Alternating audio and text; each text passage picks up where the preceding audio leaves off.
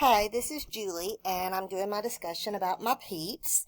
When looking at my family tree, it kind of makes me look a little sad because we don't have a whole lot to talk about, but I do have a really great family. I'm the daughter of Myra Burnett Ash and Taylor Ash Jr. My mom did attend college for about 2 years where she got an associate's degree, and she worked in the banking industry for most of my life, where she was a loan teller. My mom loves working with people and was given the opportunity to have office jobs, but decided to stay on as a teller because she dislikes working with people. She is currently retired and loving retirement. My dad never actually finished high school. He dropped out of high school and joined the military, the Army, and went to Vietnam. When he left the Army, he worked at a mill for a while when he first married my mom, and then he started driving a transfer truck and buying and selling cars. Because of him, I've driven everything from a Pinto to a Mercedes, but I know my way around a car. If it's making funny noises, I know exactly what's going on with it, and I can go tell the mechanic this is what's wrong with my car, thanks to my dad. Unfortunately, my dad passed away 6 years ago this Christmas. So, it's been hard. It's not the easiest thing to deal with. Going back to my mom is the daughter of Charles Burnett and Eloise Nell. Both of my grandparents are deceased. My mom's dad, Charles, worked in a pharmacy when my mom was growing up. She said he wasn't a pharmacist. She wasn't really sure what he did, but he did work in a pharmacy. However, my grandfather, Charles, passed away when my mom was about 16 years old. He was killed in a car accident. My grandmother, Eloise, or I called her my mom, was a homemaker, and she never learned how to drive. It was an ongoing joke. She would tell you how to drive, but she never learned how to drive a car. My grandmother was actually adopted.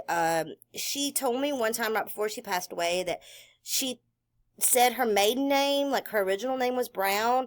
And she knew her original parents, but they just couldn't afford her anymore. So they gave her up to this other family. I'm not sure how much of that is true because my mom even said that my grandmother never talked about her original family or if she even knew her original family. My granddaddy Charles was born to James Burnett and Leela Keys. Um, all of my mom's side of the family grew up and was born around the Mentone, Alabama area, and Mentone is probably about 15-20 minutes from the Georgia state line. It's a very small town on top of the mountain. So I'm very familiar with the Mentone Valley Head, Fort Payne area. Going back to my dad is Taylor Ash Jr. His father was Taylor Ash Sr. What's interesting about that is, my dad was the baby of 9 children. Yet he's the one that has my grandfather's name. My dad was born in Whitwell, Tennessee. That's a little small town right above Chattanooga, Tennessee, to Taylor Ash and Willie Wofford, who were also born in Tennessee. My pa, worked in a mill, and in Chattanooga most of his life.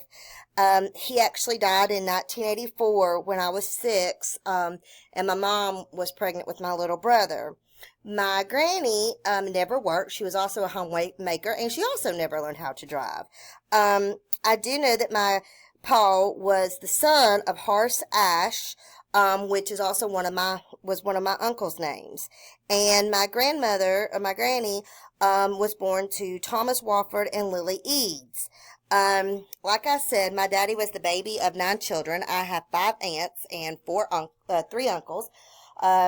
One of my uncles is deceased, and 3 of my aunts are deceased. They are much older than me, and they were much older than my father, because both my grandmother, my mom's mom, and my dad's mom both had their children when they were 40. My mom and dad both are the baby of the family, and they were born to parents that were 40 years old. I don't really know a lot about my family heritage. Some interesting facts about my family.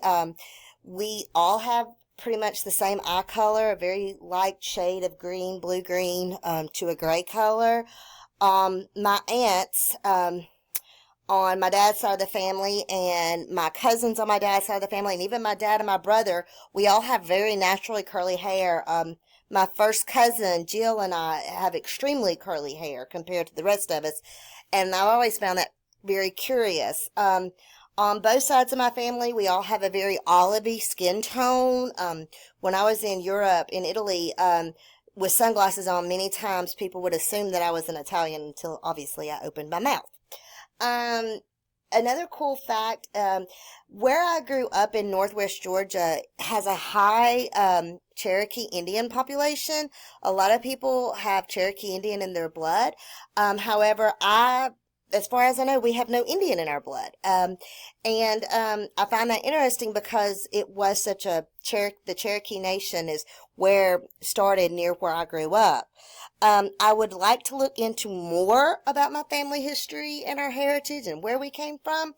Um, but it does take time and take money and things like that. So that's something I want to pursue after I finish with all this, because I do find it interesting where we came from and where my family came from.